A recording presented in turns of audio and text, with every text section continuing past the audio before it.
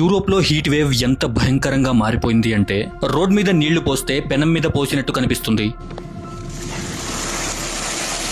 వేడికి చెప్పులు కరిగి కాళ్లకి అంటుకుంటున్నాయి, డస్ట్ బిన్లు కరిగిపోతున్నాయి, బ్యాడ్మింటన్ ర్యాకెట్ హ్యాండిల్స్ కరిగి చేతికి అంటుకుంటున్నాయి, ట్రాఫిక్ లైట్స్ మెల్ట్ అవుతున్నాయి, టైర్లు మెల్ట్ అవుతున్నాయి. ఇవన్నీ ఇలా ఎందుకు కరిగిపోతున్నాయి అంటే యూరోప్ లో వాతావరణం ఎప్పుడు చల్లగా ఉంటుంది, 15-16 డిగ్రీలు ఎప్పుడు దాటదు. అందుకే అక్కడ వాతావరణానికి తగ్గట్టు మటీరియల్ ని తయారు చేసుకున్నారు. ఇంత హీట్ వేవ్ వస్తుందని వాళ్ళు అస్సలు ఎక్స్పెక్ట్ చేయలేదు. ఒక్కసారిగా 45 డిగ్రీలు వచ్చేసింది. ఆ వేడికి తట్టుకోలేక అక్కడున్నవన్నీ కరిగిపోతున్నాయి. వాళ్ళ ఇళ్లలో, స్కూల్స్ లో ఏసీలు, ఫ్యాన్లు పెట్టాల్సిన అవసరం లేదు వాళ్ళకి, అక్కడ చాలా చల్లగా ఉంటుంది కాబట్టి. కానీ ఇప్పుడు ఈ హీట్ వేవ్ కి స్కూల్స్ మూసేశారు. జనాలు ఏసీలు, ఫ్యాన్లు, కూలర్లు కొనడానికి ఎగబడుతున్నారు. స్ట్రీట్స్ లో వాటర్ స్ప్రింకల్స్ పెట్టారు. హాస్పిటల్స్ నిండిపోతున్నాయి. France public health agency report ప్రకారం ఈ హీట్ వేవ్ కారణంగా 1000కి పైగా మరణాలు నమోదయ్యాయి. అసలు ఇలా ఎందుకు ఒక్కసారిగా వేడి పెరిగిపోయింది అంటే ఒక చిన్న ఎగ్జాంపుల్ తో అర్థం చేసుకుందాం. ప్రెషర్ కుక్కర్ ను స్టవ్ మీద పెడితే మొదట 5 నిమిషాల్లో విజిల్ రాదు, కానీ లోపల వేడి మాత్రం పెరుగుతూనే ఉంటుంది. ఒక దశలో విజిల్ రావడం తప్పదు.